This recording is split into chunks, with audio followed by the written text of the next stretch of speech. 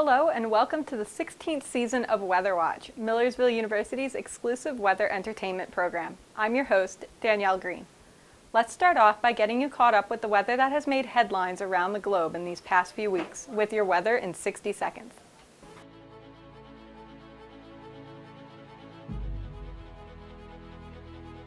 A powerful typhoon in Japan, a spring snowfall in Australia, and widespread flooding across Texas are all a part of your weather in 60 seconds. Typhoon Faxai made landfall in Honshu, Japan on September 8th, bringing heavy rains and damaging winds. Faxai had maximum sustained winds of 105 miles per hour. This storm had cut power to approximately 900,000 homes and caused $126 million worth of damage. An uncommon spring snowfall on September 16th surprised Canberra, Australia with 15 centimeters of snow falling at higher elevations. This snowfall was the result of a cold front that had moved into the area the night before. A widespread flooding emergency, which began on September 19th, took place across southeast Texas. The remnants of Tropical Storm Imelda dropped over 40 inches of rain, making it one of the wettest cyclones in U.S. history. Over 1,000 high water rescues and 5 deaths have occurred. And that's your weather in 60 seconds.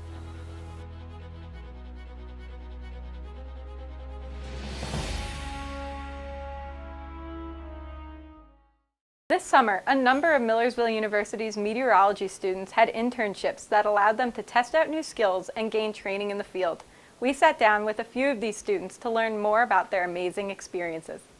Yearly, a bunch of our student meteorologists are offered to partake in amazing internships. We sat down with a few of them to hear what they had learned and what they gained from these opportunities. I'm Sarah Halseel, and I spent my summer as an undergraduate researcher at the Laboratory for Atmospheric and Space Physics at the University of Colorado Boulder. Hi, I'm Jon Parker, and I was a forecasting intern at the AccuWeather headquarters in State College, Pennsylvania. I'm Cait Westerholm. For the past 2 summers, I've been an intern at WBNG in Binghamton, New York.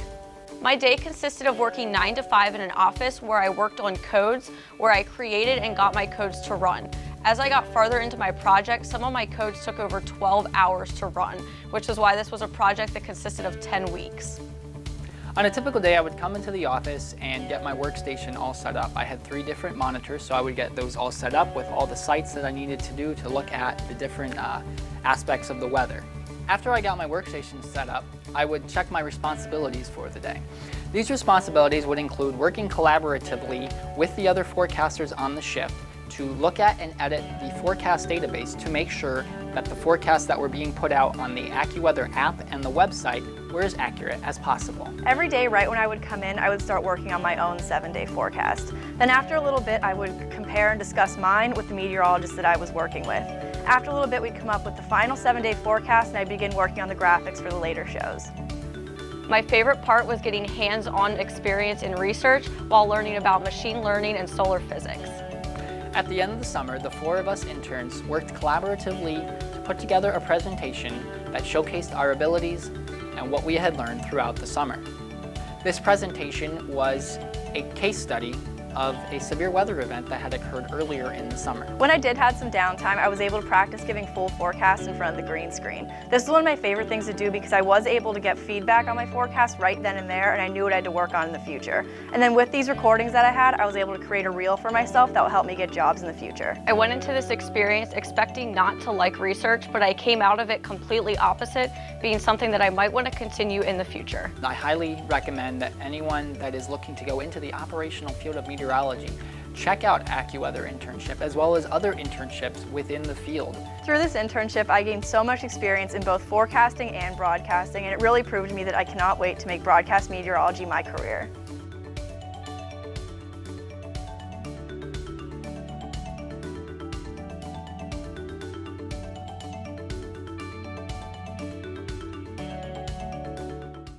In honor of National Preparedness Month, Millersville University's Center for Disaster Research and Education held its 6th annual Preparedness Day on September 24th. Here's more on that story. Emergency management has been growing as a career field, especially here at Millersville University, where students in Millersville's emergency management program take part in the Center for Disaster Research and Education. This allows the students to become involved in a wide variety of community-based research projects, including the development of disaster plans. To help spread awareness to the surrounding community, Millersville hosted its 6th annual Emergency Preparedness Day on September 24th, 2019. Every emergency is local, so emergency managers are the ones who help manage and coordinate with different local officials and other people involved with emergencies, especially ahead of time, so that they can mitigate the effects of emergencies and also help people prepare. But then after an emergency happens, the emergency managers help support the first responders, and also when it's time for recovery, they're there to help with any kind of planning so that future disasters are not as impactful. With emergency management being an evolving field, here at the Center for Disaster Research and Education, we really wanted to promote disaster preparedness awareness, and so we were able to create the Millersville University Preparedness Day. Preparedness Day is an event about personal and community preparedness. Millersville is actually one of the only colleges and universities that put together a campus-wide Preparedness Day in the country. And our Preparedness Day is open to students, faculty, staff, and community members. Really, the purpose of Preparedness Day is to give people the chance to learn from and connect with emergency management professionals and specialists. The attendees can complete a pledge card as they go around and visit the different vendors. And at the end, they basically can put their pledge card in a drop box for a chance to win a special prize. And there's also free food. Preparedness Day started off pretty small. It started 6 years ago when the Center for Disaster Research and Education here on campus had some of their faculty, staff, and graduate assistants at the time discussing ways that they can focus on local and community preparedness. So they put together Preparedness Day in correspondence with the Federal Emergency Management Agency's National Preparedness Month. So it's held every September. Started off with about 3 to 5 vendors, and it was right outside of the Center for Disaster Research and Education building. And it has now grown to have 30 different vendors. So it's really exciting how much it's grown over the years. Preparedness Day is important because it brings the communities and experts together. Not only are there emergency management professionals, there are also meteorologists, health scientists, law enforcement, and non-governmental emergency-related organizations here.